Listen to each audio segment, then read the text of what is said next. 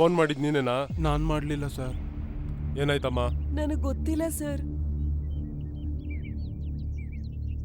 ನಾನಲ್ಲ ಸರ್. ಹೆದರಬೇಡ, ಸಾರ್ ತುಂಬಾ ಒಳ್ಳೆಯವರು. ಆ ಬಾಂಡ್ಲಿ ತಲೆಯವನು ಕಂಠಪೂರ್ತಿ ಕುಡ್ದು ಮಲಗಿದ ಸರ್. ನಾನ್ ಯಾವಾಗ್ಲೂ ಕುಡ್ದಿದ್ದೆ ಗಂಟ್ಲು ಪೂರ್ತಿ. ಬಾಯ್ ಮುಚ್ಚ. ಸರಿ ಸರ್. ಡ್ರಾಮಾ ಆಡ್ತಿದ್ದೀರಾ, ಇಬ್ರನ್ನ ಕರ್ಕೊಂಡೋಗ ಸ್ಟೇಷನ್ಗೆ. ಏಯ್, ಸ್ವಲ್ಪ ದಿನ ಬಾಯ್ ಮುಚ್ಚೋ. ನೀನ್ ಹೇಳಮ್ಮ ಏನಾಯ್ತು ಅಂತ. ಏನ್ ನಡೀತು ಅಂತ ನನಗ್ ಗೊತ್ತಿಲ್ಲ ಸರ್. ಏನೋ ಶಬ್ದ ಬಂತು ಅಂತ ಬಂದ್ ನೋಡಿದ್ರೆ ಆ ರಕ್ತಸ್ರಾವ ಆಗಿ ಬಿದ್ದಿದ್ರು ಸರ್.